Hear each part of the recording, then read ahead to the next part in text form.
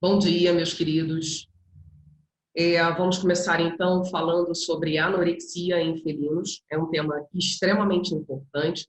A gente sabe a consequência da anorexia no gato, né? Até o dono do gato já aprendeu que o gato não pode parar de comer, né? Enfim, a gente vai falar um pouquinho sobre esse tema, que é extremamente comum, né, nas nossas rotinas e que demanda uma certa habilidade na identificação da causa e, obviamente, na conduta clínica e no tratamento, tá? Bom, em relação à perda do apetite, ela pode ser parcial ou ela pode ser total. Parcial tem o nome técnico de hiporexia, né? E a total é a anorexia. A gente precisa sempre lembrar que, quando a gente fala de anorexia, perda de apetite no geral, a gente não está falando de um diagnóstico, a gente não está falando de uma causa, a gente está falando apenas de um sintoma. É uma apresentação clínica, ok? É um sinal clínico que aquele animal demanda, né? Que aquele animal apresenta, e que provavelmente tem alguma outra causa por trás, e é esse o nosso trabalho, pesquisar qual é a causa da anorexia, o que levou aquele paciente a parar de comer propriamente. A anorexia ela é classificada em verdadeira ou pseudoanorexia. Dentro da classificação de verdadeira, ela pode ser primária, onde está diretamente voltado para alterações no centro da fome, né, alterações neurológicas, diretamente voltadas, localizadas no hipotálamo, por exemplo. A anosmia, que é a falta de olfato, né, a perda do olfato, e a gente sabe o quão importante é o olfato para o gato, né, em diversas circunstâncias na vida dele, mas para que ele consiga comer, ele precisa sentir o cheiro do alimento, e se ele tiver alguma falha neurológica que leve à perda olfativa, isso também pode gerar uma anorexia nesse paciente, tá? E tem alterações comportamentais, animais que estão estressados, sofrem estresse crônico, animais que são perseguidos, animais que têm alterações, interações, perdão, agonistas dentro de uma mesma população, que são stalkeados, perseguidos por outros, então eles sofrem um estresse crônico e isso pode gerar uma anorexia. Quando a gente classifica a verdadeira secundária, ela é secundária a uma outra comorbidade, a uma outra doença pré-existente. E aí você tem várias possibilidades. Uma das possibilidades são doenças sistêmicas, por exemplo, uremia provocada por doença renal crônica, acetoacidose diabética, diabetes mellitus absolutamente descompensado, né? Pancreatites, por exemplo, a doença inflamatória intestinal. Então, você pode ter doenças sistêmicas que levem à anorexia, tá? Ou seja, não é primária porque não está diretamente ligada ao sistema nervoso central. Ela é secundária a algum outro processo patológico. Dores crônicas, e aí a gente lembra de processos em cavidade oral, periodontite, lesões odontoclásticas reabsortivas, presença de neoplasias, né, seja em abdômen, seja em tórax, seja dentro da cavidade oral também, porque a gente vê muito isso, né, ou mesmo induzido por drogas. Alguns antibióticos podem provocar isso, alguns anti-inflamatórios não esteroidais podem provocar isso também, e quimioterapia, por exemplo, quimioterapia para um linfoma. A ciclofosfamida é um quimioterápico mega famoso por induzir a anorexia, assim como a doxorubicina, por exemplo, ou mesmo o tratamento, por exemplo, o tratamento mais utilizado em termos farmacológicos, que é, em termos de droga, que é o metimazol. Um efeito do metimazol muito famoso é exatamente a anorexia, inclusive vômito. Então, a gente precisa lembrar, quando a gente está avaliando um paciente com a anorexia, se ele está em tratamento com alguma medicação e se a possibilidade dessa medicação está induzindo essa anorexia. Então, a gente precisa lembrar disso na hora que você está fazendo o histórico de um paciente que tem anorexia, ok? E aí vem a pseudoanorexia. O que é uma pseudoanorexia? Por que pseudo? Porque, na verdade, esse paciente não perdeu o apetite, ele sente fome. Só que, por algum motivo, ele perdeu a habilidade de ingerir o alimento. seja porque tem uma massa tumoral inicial ali, que ainda não provocou dor, porque aí seria a verdadeira secundária, mas que impede, por exemplo, a passagem de alimento ou a mastigação, entende? Pseudo está diretamente ligado a que aquele animal sente fome. Ele vai até o pote, ele tenta comer, mas ele não tem habilidade, geralmente física, para ingerir aquele alimento, ok? Bom, o fato é que, quando você está diante de um paciente com a anorexia, ela deve ser tratada o quanto antes possível. A gente não pode, no caso dos felinos principalmente, esperar que algo aconteça ou tentar procurar uma causa ou tomar alguma providência depois. A gente precisa tomar providência o quanto antes. Por quê? E o dono do gato já aprendeu isso, o gato não pode parar de comer. Por quê?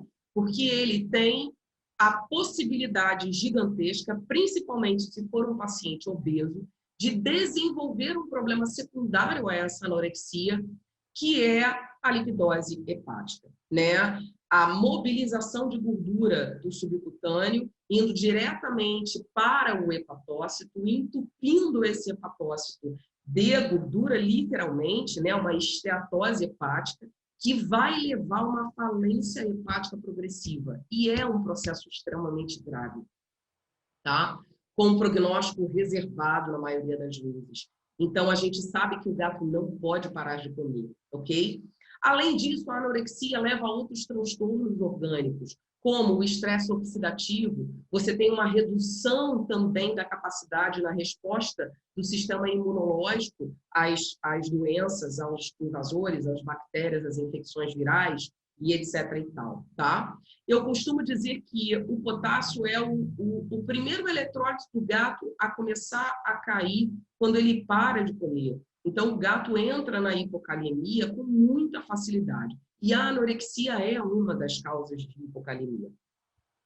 Resposta inflamatória, esse animal vai ter uma resposta inflamatória muito mais acentuada, e aí eu faço o link de novo com a questão da falha no sistema imunológico. Além disso, se o paciente está anorético, se não entra nenhum alimento naquele trato gastrointestinal, você favorece a translocação bacteriana, e aí, com a translocação bacteriana no microbioma desse intestino, você dá uma oportunidade desse paciente entrar em sepse, ok? Então, essas são basicamente as consequências e as justificativas pelas quais a gente precisa frear o processo de anorexia desse paciente e tentar resolver o quanto antes possível, ok? Por quê? Porque vai aumentar a morbidade e a mortalidade, tá? Não é nem redução, você consegue reduzir se você trata isso antes, porque se você deixa simplesmente o paciente anorético e só vai tratar o diagnóstico de quem causou a anorexia e esperar que essa doença que provocou a anorexia melhore para que o animal realmente tenha capacidade de comer sozinho, você aumenta a morbidade, a mortalidade, ok? Bom, e aí a gente precisa começar a investigar o porquê que o gato parou de comer. E aí o histórico é absolutamente imprescindível para nós. A gente precisa várias informações. O histórico tem que ser extremamente minucioso. Eu preciso saber como é que é o ambiente onde esse animal está inserido. Será que ele não tem nem nada físico e tem algo comportamental? Será que ele é perseguido por algum outro animal? Será que ele é aquele animal que é muito medroso, que é ameaçado por outro? Então, a gente precisa de um histórico extremamente minucioso desse animal, saber se ele tem alguma doença pré-existente, né, sabidamente já diagnosticada antes desse momento. Então, a gente precisa investigar de forma bem aprofundada e adequada. O exame físico também tem que ser bastante minucioso, bastante apurado, e aí, óbvio, eu vou solicitar exames complementares, né, exames laboratoriais ou exames de imagem, muitas vezes. E, a partir daí, eu vou começar a selecionar ou direcionar as minhas suspeitas clínicas e os meus diagnósticos diferenciais. No exame físico, a gente precisa sempre lembrar que existem duas avaliações específicas quando a gente fala de exame físico avaliando o estado corporal geral desse paciente. O score significa avaliação de gordura. Muitas pessoas não têm o hábito de dar o número do score daquele paciente, isso é extremamente importante, ou usam o score, mas se esquecem de uma outra coisa, que é uma avaliação completamente diferente do score corporal, que é a avaliação da massa muscular. Isso é extremamente importante. Você pode ter pacientes obesos com uma perda de massa muscular bastante acentuada, né? As duas coisas, gordura e massa muscular, nem sempre andam juntas, beleza? Qual é o estado de pelagem daquele paciente? É aquela pelagem toda, que eu chamo de dread, que está toda, né, em grumos. Você sabe que esse paciente provavelmente está doente já há algum tempo. Por quê? Porque ele não se lambe. E o gato é extremamente aciado, né? O gato é vaidoso nesse sentido. Ele é extremamente aciado, ele se lambe o dia inteiro. E se você pega um paciente com uma pelagem em estado ruim, é provável que esse animal tenha desenvolvido essa patologia já há um certo tempo, tá? Cavidade oral é extremamente importante, a gente tem problemas muito sérios e graves provocando dor crônica em cavidade oral, a gengivoestomatite, por exemplo, problemas de periodontite, lesão odontoplástica e até as neoplasias de cavidade oral, tá? Como é que é o padrão respiratório desse animal? Ele está sentindo, ele está com o padrão alterado, ele tem uma dispneia, ou ele está normopneico, ele tem uma taquipneia, será que é só a taquipneia em função de um estresse, né, por estar ali diante de você, né, saiu de casa, o gato é extremamente estressado. Para os pacientes acima de 7, principalmente acima de 10 anos, a gente precisa lembrar que a tireoide é uma glândula importante que representa a maior endocrinopatia do gato, que é o hipertireoidismo. Conforme a idade vai avançando, a partir de 10 anos principalmente, a prevalência do hipertireoidismo na espécie felina aumenta consideravelmente. Então, se você está diante de um paciente que é um idoso ou é um animal adulto maduro, lembrem-se de palpar a tireoide, tá? E na palpação abdominal também é muito importante. Para os pacientes obesos, muitas vezes é bastante difícil a gente concluir alguma coisa, mas você pode encontrar aumento de órgãos, presença de massas, espessamento de intestino, por exemplo, né, de alças intestinais, que podem já direcionar a sua suspeita clínica em relação ao seu diagnóstico. E aí, quando eu falo de score corporal, existem duas tabelas, basicamente, que a gente pode utilizar. A tabela de 1 a 5 ou a tabela de 1 a 9. Eu prefiro a tabela de 1 a 9 porque você tem mais variações, né, entre os números. Então, 1, 2 e 3 é uma condição subideal, é o paciente magro. 4 e 5 é o score ideal, que a gente chama. Isso, não se esqueçam, está diretamente relacionado à gordura, ok? O paciente já com o score 6, 7, 8 e 9, ele já está 6, 7 no sobrepeso, 8 e 9 ele já é um obeso, ok? Bom, e além do score corporal, a gente não pode esquecer de avaliar a massa muscular. Olha só que interessante. Você tem esses principais pontos aqui, tá? Das setinhas vermelhas, onde você pode palpar e sentir a massa muscular, né? O quão macio, o quanto que você sente de osso, principalmente em relação ao processo espinhoso da vértebra, isso é muito legal, né? Você sente a vértebra ou você não sente a vértebra. E um dos lugares que eu mais gosto também é aqui no posterior da coxa ou no anterior da coxa, tá? Que também tem um grupamento muscular com um volume muito grande. Então, aqui é o animal, esse primeiro, aqui é o animal com uma massa muscular dita normal. E você tem graduações de perda. Você pode ter uma perda leve. Olha o vinco aqui, eu chamo de vinco, do fêmur já começando a aparecer. As costelas começam a aparecer, os processos espinhosos, olha só, das vértebras começam a ficar mais evidente, a crista da escápula também, tá? Aí você pode ter uma perda ainda mais acentuada, que é a moderada, e até a perda muscular severa. Quando o paciente tem uma perda muscular severa, a gente pode dizer, classificá-lo como um paciente sarcopênico.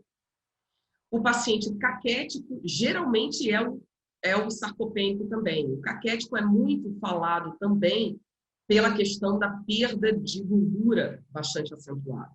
O sarcopênico é um animal literalmente com uma perda de massa muscular muito severa, ok? Então, nós precisamos lembrar que a gente precisa de duas avaliações, do score corporal e da massa muscular. Bom, aqui duas fotos dessa pacientinha minha, que eu brinco dizendo que se eu pudesse, eu dou, óbvio, 9 para ela de score corporal, né? É uma massa muscular normal, mas 9 de score corporal, e eu brinco dizendo que se pudesse eu dava 11 para ela, né? Que é a Sol. E aí eu tenho o extremo oposto, que é o paciente caquético e sarcopênico, que é o Léo, tá? Você vê que o animal tá 0 de massa muscular, né? É uma perda de massa muscular bastante severa, e eu classificaria em score corporal aqui o 1, né? Que é o pior da escala, tá? Bom, e aí a gente precisa lembrar dos exames físicos em relação à cavidade oral. Cavidade oral, problemas evidentes, olha essa periodontite, uma quantidade de cálculo dental bastante acentuado, gengivite bastante acentuada. Olha isso aqui, você já tem uma pulpite, que é esse edema aqui, né? Esse aumento de volume aqui na raiz, retração gengival, isso aqui, essa raiz já está exposta. É um caso extremamente grave de periodontite, e isso provoca uma dor extrema, e é uma dor crônica, tá? Processos de gengivoestomatite, onde você tem as mucosites, né? A mucosite aqui caudal, a mucosite bucal, lingual, você vê um comprometimento bastante severo dessa cavidade oral, e esse é um processo extremamente doloroso. Não, você não imagina que um animal com esse nível de ulceração na cavidade oral tem capacidade para ingerir alimento, né? Outros processos que você pode ver, ulcerações. Essa paciente era uma paciente com doença renal crônica agudizada, ela estava num estado de uremia bastante acentuado. Aí você vê essas micro úlcerazinhas, olha só. Se você não fizer um exame muito minucioso dessa cavidade oral, você pode não conseguir enxergar isso, né, de forma adequada. E outros processos, como calicivirose, por exemplo, que também leva a ulcerações na cavidade oral, não somente na língua, você pode ter ulceração em palato também, pode ter associado gengivite. Então, a gente precisa sempre inspecionar a cavidade oral desse gato, né, dos nossos pacientes anoréticos, porque você pode encontrar a causa da anorexia só simplesmente em abrir a boca do gato. Outros processos, como processos neoplásicos, aqui a gente vê uma enorme massa tumoral, né? Óbvio, como é que esse animal consegue ingerir? Ele pode sentir até fome se ele não estiver morrendo de dor, mas como é que o alimento passa aqui? Né? Tá bloqueando, basicamente, a passagem do alimento pela cavidade oral. E aqui é um outro processo neoplásico, né? Era um carcinoma, esses dois casos, pacientes meus, de um carcinoma aqui bastante pronunciado, evidente. Os carcinomas de cavidade oral são neoplasias extremamente agressivas, né? E complexas em relação ao tratamento. Na inspeção, algumas vezes você dá de cara com coisas muito evidentes do porquê que o animal parou de comer. Um entupimento nasal por secreção purulenta, esse animal não consegue sentir o cheiro do alimento, né? Provavelmente, essa nasofaringe dele está completamente inflamada. Então, é um incômodo muito grande. Ele pode ter linfadenomegalia dos linfonódulos cervicais. Isso justifica uma anorexia. Esse pacientinho aqui, que era uma menina, na verdade, com uma cialorreia extremamente absurda, né? Na verdade, aqui não é nem só cialorreia, é um pitialismo, porque ela aumentou a produção de saliva. Isso aqui parece que eu dei de pirona para o gato, né, para fazer essa foto, mas não, isso aqui é náusea extrema, ok? Então, também pode te denotar um processo de que o animal parou de comer. E o nível de icterícia extrema também, olha só, você olha para esse paciente, você imagina que ele coma com esse nível de icterícia aqui, você vai descobrir o porquê da icterícia, mas fatalmente esse animal não vai comer, ele tem um problema ou pré-hepático, ou pós-hepático, ou hepático. Geralmente esse nível de icterícia pode ser hepático ou pós-hepático, é o mais comum. E processos dolorosos, como as artroses ou artrites. Esse é um paciente jovem com uma artrite induzida por um processo viral. Olha a lentidão, parece que eu coloquei em slow motion no vídeo. Não está em slow motion. Esse paciente está com muita dor. E, óbvio, muita dor, não me sinto apto para comer, não quero comer, né? Eu quero ficar quieto. Eu quero me livrar disso. Eu quero me livrar da dor. Então, a gente precisa também lembrar da presença de dores que podem ser agudas, muitas vezes crônicas, e que se acentuou naquele determinado momento. Um dos processos de dor crônica que mais chama a atenção da gente, e a gente não pode esquecer, são nossos velhinhos com doença articular degenerativa. E eles vão levando durante anos na vida esse processo e vão superando o processo de dor crônica, mas tem horas que eles não conseguem. Ok? Então, a gente precisa lembrar disso também. Algumas vezes, a causa da anorexia pode não estar tão evidente, e a gente precisa lembrar desses processos, né? Que existem esses processos. Bom, e aí a gente vai falar de tratamento. Como é que a gente trata a anorexia? Bom, eu preciso fechar um diagnóstico em relação à causa dessa anorexia. Se eu conseguir fechar o diagnóstico e descobrir o porquê que aquele animal parou de comer, eu vou tratar essa doença. Eu vou tratar a causa da anorexia. Mas, quanto tempo eu levo para tratar aquele problema? Quanto tempo eu levo para ter uma resposta positiva daquele animal em relação àquela melhora, né, em relação à doença, tá?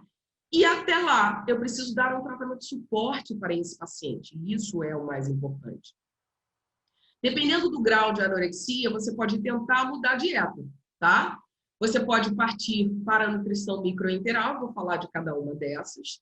Posso fazer a nutrição voluntária ou eu posso apelar para a nutrição involuntária, ok? Bom, eu posso inicialmente tentar simplesmente mudar a dieta daquele paciente e tentar estimular o apetite voluntário. Lembrem-se que muitas vezes quando o gato está passando mal, está se sentindo mal, seja por qual motivo for, seja dor, seja náusea, seja porque ele vomitou e ele associou o vômito àquela comida que estava ali diante dele naquele momento. Ou mesmo ele associou ao alimento e associou ainda ao pote. Então, gatos, a gente precisa, o ideal é trocar o pote e trocar o alimento. Estimular com alimentos mais palatáveis, alimentos aquecidos. Muitas vezes eu vejo o dono oferecer alimentos gelados. Para o paciente que a gente está tentando estimular, essa é uma péssima estratégia. Então, o ideal, tem animais que comem alimento gelado? Tem, mas é muito mais fácil você convencer aquele paciente que está com apetite caprichoso por um determinado problema, ou já está hiporético ou anorético, você convencê-lo a comer alimentos que são muito mais gostosos, mais palatáveis e, óbvio, aquecido e não alimentos gelados, tá? Alimentos úmidos valem, né? Sachês, patês, alimentos variados. Quanto maior é a oferta, mais facilmente você vai atingir um sucesso em relação a isso e, óbvio, depende diretamente da aceitação do animal, tá? E aí a gente sempre dá preferência aos alimentos mais calóricos. Por quê? Porque se aquele animal aceitar aquele determinado alimento, e se ele for comer uma pequena porção, porque você não espere que ele vá devorar aquele alimento, não é o que na verdade acontece na maioria das vezes, se ele comer um volume pequeno, ele vai adquirir uma quantidade de quilocaloria maior por grama daquele alimento do que um alimento normal. Mas o que vale é o que eu chamo de banquete, tá? Uma coisa muito importante, e essa cara que eu faço, quando o paciente está anorético, principalmente internado, onde tudo é péssimo para aquele animal, ele está se sentindo mal, ele está doente e ele está num ambiente altamente estressante, fora da casa dele, e há uma insistência em utilizar rações terapêuticas. E aí eu chamo a atenção principalmente de uma situação real e extremamente comum, que é o paciente com doença renal descompensada, ou mesmo o paciente com doença renal aguda, em extrema uremia. E aí o que vão escolher para oferecer para esse animal? A ração renal. Oferecer ou dar de forma involuntária, forçar a alimentação desse paciente com as rações renais. Pelo amor de Deus, não façam isso. É a pior estratégia que você pode ter. Por quê? Porque será que esse animal não vai necessitar exatamente dessa dieta depois que você conseguir recuperá-lo? E aí é a pergunta, será que ele realmente vai depois aceitar, depois de ele ter passado um inferno na internação e de ter sido submetido à alimentação forçada com essa ração, qual é a probabilidade desse animal aceitar essa ração em casa de forma espontânea? Então, esse é um grande erro, tá? E eu preciso chamar a atenção para isso. A gente não utiliza ração renal para doente renal descompensado. Tá? Ele vai comer o que ele quiser, na verdade. Ah, mas e a concentração de proteína? Esse é um outro papo que a gente pode falar mais, sei lá, 60 minutos sobre isso, mas esse não é o momento, isso não é o ideal, está longe do ideal, convençam-se. E aí eu falo que eu não quero saber o que o gato vai comer, eu preciso que ele coma. E óbvio que para o metabolismo do gato, para a fisiologia do felino, eu preciso que ele coma mais proteína, porque ele produz ATP a partir de aminoácido e não de carboidrato. Então, eu dou preferência para oferecer os alimentos que tenham um teor de proteína, muito mais de carboidrato. E aí é carne, é peixe, é frango, é atum. Não me interessa. Eu vou oferecer o máximo de possibilidades de alimentos de sabores diferentes para esse paciente que eu estou tentando convencer a comer de forma espontânea. As rações úmidas, e a gente tem uma enorme variedade de ração no mercado, tá? Não me interessa, eu preciso fazê-lo comer, eu preciso, inclusive, que ele comece, que ele tenha a iniciativa para comer, para perder o medo de comer, porque é isso que acontece com o gato. Se ele está nauseado, ou se ele esteve nauseado, você já controlou com medicação, ele tem a memória traumática, a impressão negativa de que o alimento provoca náusea para ele, então ele tem medo de comer. Então, se a gente conseguir convencê-lo a inicialmente experimentar alguns alimentos, e se depois dele ingerir uma pequena quantidade ele se sentir confortável, ele também vai se sentir mais confiante para começar a se alimentar de forma, numa quantidade maior, de uma forma mais frequente. Então, assim, gente, é banquete. Tá? É a maior quantidade de alimentos possíveis que você distribui para esse animal, seja de ração seca, seja de rações úmidas, de proteínas in natura, né? Eu mostrei lá carne, frango e etc, etc, etc. Ok? O que não deve ser oferecido para esse animal, e isso é muito comum. E geralmente essa iniciativa parte do dono do gato, tá? Do tutor, que são as papinhas, né, de criança. Não é legal por dois motivos. As papinhas têm cebola e as papinhas foram feitas para o ser humano, é outra espécie, que produz ATP e que tira energia de carboidrato. Então, elas têm um teor de carboidrato muito maior do que proteína. Nutricionalmente, é um alimento extremamente desequilibrado. Isso não vai adiantar de absolutamente nada para esse animal. É um atraso no seu tratamento. Então, não há possibilidade de você oferecer esse tipo de alimento. Bom, aí a gente fala da nutrição microenteral e depois eu vou falar da nutrição enteral. Para que serve a nutrição microenteral? Quando você tem um paciente que tem um processo, por exemplo, de náusea e vômito, principalmente, que é refratário à terapia, ou seja, se você tem um paciente que vomita apesar das medicações, e você não consegue dar um volume de alimento sem induzir vômito. Só que você precisa tentar equilibrar esse paciente, e a microenteral é uma das soluções, tá? Então, se você tem patologias ou mesmo pacientes em pós-operatório imediato, de cirurgias relacionadas ao trato gastrointestinal, você pode utilizar a microenteral, é uma estratégia bem legal. E você precisa de uma sonda para fazer isso. Você pode fazer a sonda nasoesofágica ou nasogástrica. A diferença só é o quanto que você coloca mais profundamente, né? Mais para dentro do trato gastrointestinal essa sonda ou não. Eu não gosto de sondas que ultrapassem o cardio e entrem no estômago. Eu prefiro as sondas nasoesofágica ou por esofagostomia, que é aquela, né, que é cirúrgica, também com o tubo atingindo única e exclusivamente o esôfago, porque a pura esofagostomia você também pode colocar, estender essa sonda até a entrada do estômago. Eu particularmente não gosto, tá? E aí você tem uma formulazinha.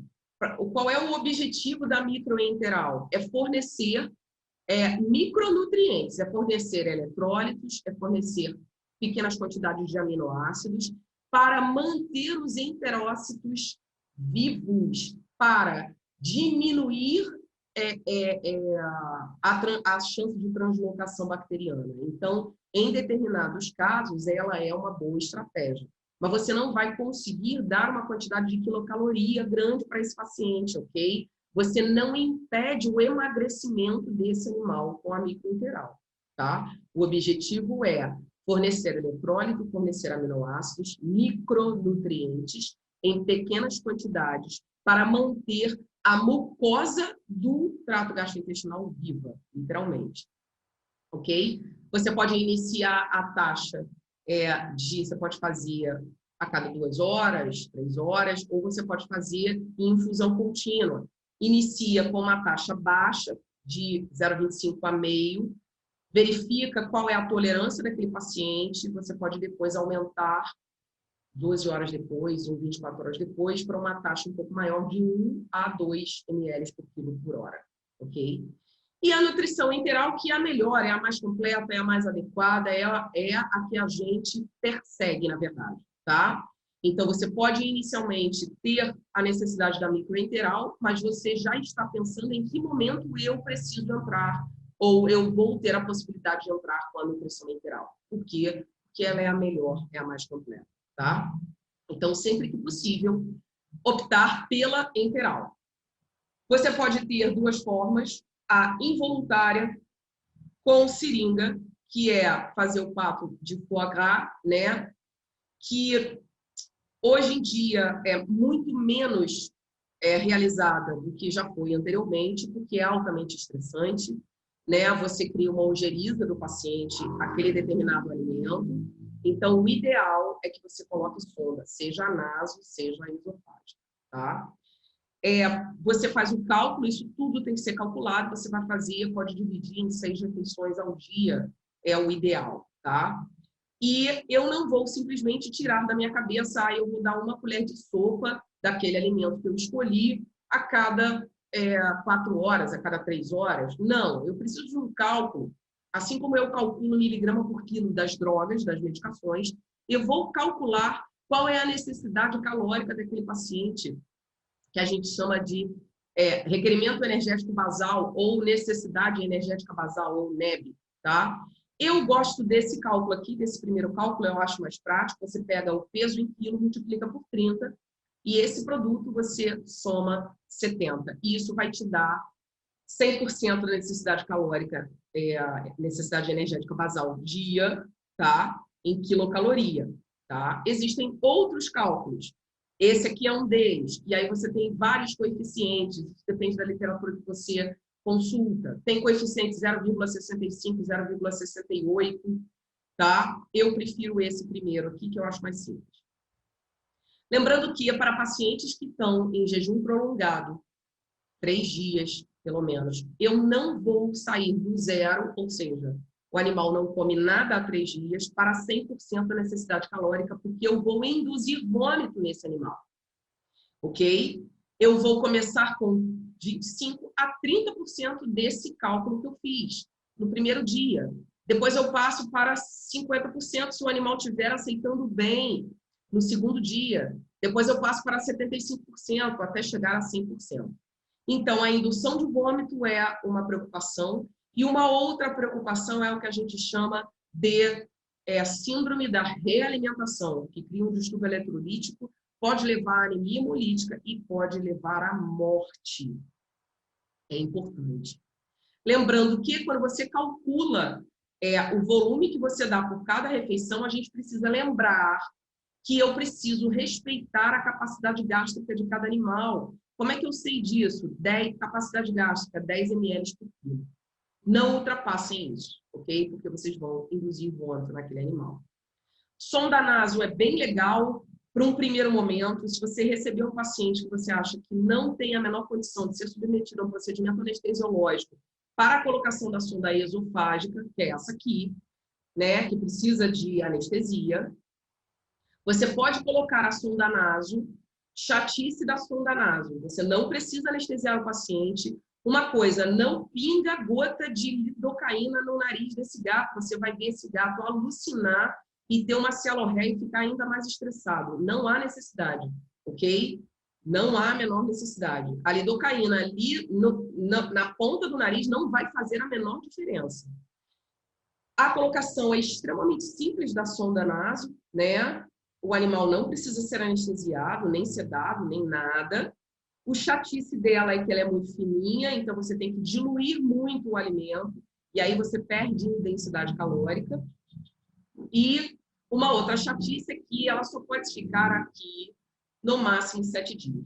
Mas ela ajuda porque eu recupero esse paciente, eu tenho 7 dias para recuperar esse paciente até que eu conclua que, ok, hoje ele pode ser anestesiado e se houver necessidade, eu coloco a esofágica, ok? Que é a minha preferida, na verdade, né? Você consegue colocar a alimentação sem diluição, então você não perde densidade calórica. Ela pode ficar ali durante um longo período de tempo, tá? Não é igual a essa aqui, porque essa aqui começa a provocar uma irritação na cavidade nasal, o animal começa a espirrar, querer arrancar isso aqui, né? A naso. Então, a naso tem as suas limitações. E, por fim, pacientes que têm problemas esofágicos, a gente opta por a gastrostomia, né? A sonda gástrica. Ou jejunostomia, que é a mais complexa e mais difícil de ser utilizada e raramente é utilizada. Você pode utilizar ainda, além da alimentação involuntária, estimulantes de apetite, tá?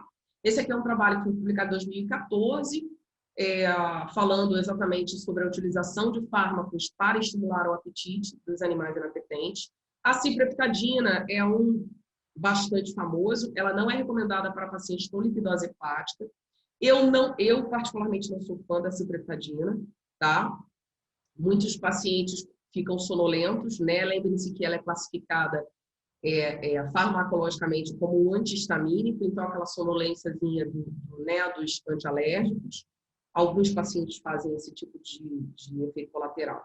Quando eu apelo para a mirtazapina, na maioria das vezes, tá? Lembrando que também tem os efeitos colaterais, tá? Hiperexcitabilidade, vocalização, o animal pode ficar agitado, pupila dilatada, a gente precisa avisar isso, esse tipo de efeito colateral ao dono do gado.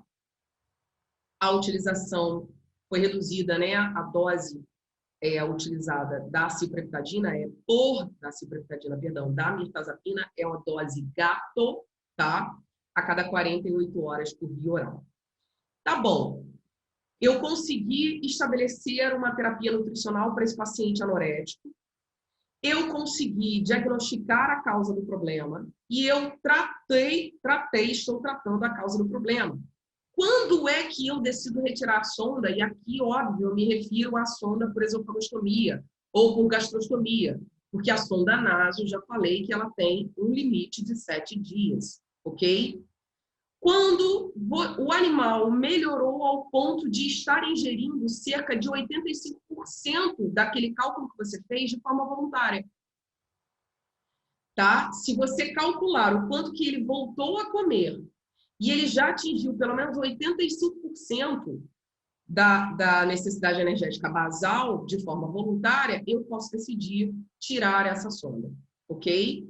Lembrando que a sonda esofágica, você tira o momento em que você quiser, mas as sondas por gastrostomia ou enterostomia, elas precisam de um tempo mínimo de permanecer ali 7 dias para que haja a fixação da parede do estômago, do intestino, à parede abdominal. Porque se você retira isso antes, o que você faz? Você deixa um buraco, literalmente, do estômago, do intestino aberto para dentro da cavidade. Aí vocês já imaginam a complicação e a peritonite que vocês vão enfrentar diante desse paciente, ok? Bom, dicas quando você está diante de um paciente com anorexia. Não espere. A gente precisa tomar as decisões o mais rápido possível. Eu preciso investigar a causa dessa anorexia o mais rápido possível, ok? Procure a causa, investigue, avalie a severidade do caso. Esse animal consegue ir para casa e você tentar fazer estimular o apetite dele com outros alimentos, ou não, ou o estado geral dele exige uma internação, onde eu consigo dar um tratamento intensivo e muito mais adequado àquele animal. Ok? Afinal, não dá para enviar um paciente com sonda naso para casa. A esofágica é perfeitamente possível, mas a naso não, né? Então, será que esse animal precisa de uma internação? Será que além da terapia nutricional, ele precisa de outras terapias associadas, fluidoterapia, medicamentos endovenosos, né? Se é um paciente que está vomitando numa frequência muito alta, será que ele vai tolerar as medicações que você pensou em dar por via oral em casa? Então, a gente precisa avaliar com minúcia também a necessidade de cada caso e a severidade de cada caso. Tá? Cuidado com os pacientes internados. Muitas vezes eu vejo lembrarem de toda a terapêutica de antibiótico terapia, fluidoterapia, antiemético, reposição eletrolítica e etc, etc, etc, e esquecerem da terapia nutricional. A terapia nutricional é tão importante quanto qualquer outro tratamento, tá? Lembrem-se da grande e enorme possibilidade do desenvolvimento secundário da lipidose hepática, principalmente no paciente obeso. Pacientes obesos, se sofrerem anorexia, 48 a 72 horas são suficientes para que o estado de lipidose hepática comece a se instalar. E aí, se ele parou de comer por um motivo, essa doença vai se tornar extremamente mais severa e a chance de você recuperar esse gato vai ser ainda mais difícil, tá? Então, a gente precisa lembrar que a terapia nutricional é tão importante quanto qualquer outra terapia, qualquer outra prescrição de medicamento. Tá? Um outro alerta que eu faço é que lembrem-se que os gatos não sobrevivem à fluidoterapia com glicose. Isso é coisa para cachorro. E até já caiu por terra, né? Hoje em dia, você manter o animal em jejum prolongado e só mantê-lo no soro colorido, né? Com complexo B, glicose e 700 milhões de suplementos injetáveis por via endovenosa. Isso não é legal. E o gato, você ainda dá mais trabalho para ele com essa glicose. Por quê? Porque o gato pega essa glicose e vai para o fígado para ser metabolizado e transformado em aminoácido, porque isso não gera uma energia pronta. O metabolismo do gato é diferente, ele produz ATP a partir de aminoácido e não de carboidrato, ou seja, não de glicose. Isso é coisa de cachorro. Então, glicose endovenosa em gato é única e exclusivamente para uma coisa: corrigir hipoglicemia, tá? Hashtag fica a dica. Então, manter o animal com fluidoterapia com glicose é péssimo, tá? Bom, aqui tem 2 trabalhinhos também que falam especificamente do manejo para gatos anoréticos, tá? É só uma dica aí, quem gosta de ler artigos científicos. E era isso que eu tinha para falar. Espero que vocês tenham aproveitado, espero que vocês tenham gostado. Eu coloco aqui o meu e-mail. Quem quiser entrar em contato diretamente comigo, pode me mandar e-mail se tiver alguma dúvida, tá? Essa gatinha aqui é a Moana, uma gatinha de uma grande amiga minha, chamada Maria Luísa, querida. Moana, que ainda era uma filhotona, agora ela já está adulta, já deve ter uns 3 aninhos hoje, tá? Essa fofura. Gente, muito obrigada pelo convite da VetSign para eu fazer parte desse evento beneficente, né? Que engrandece a gente e a gente consegue, de alguma forma, ajudar, ainda que esteja dentro de casa, né? Aparentemente sem fazer nada, a gente consegue ajudar. Muito obrigada a todos pela presença, por ter comprado a ideia do evento. Agradeço especificamente ao Sérgio Lobato pelo convite. Muito obrigada por toda a equipe que fez esse evento possível. Ok, gente? Ó, beijo enorme, aguardo o e-mail de vocês.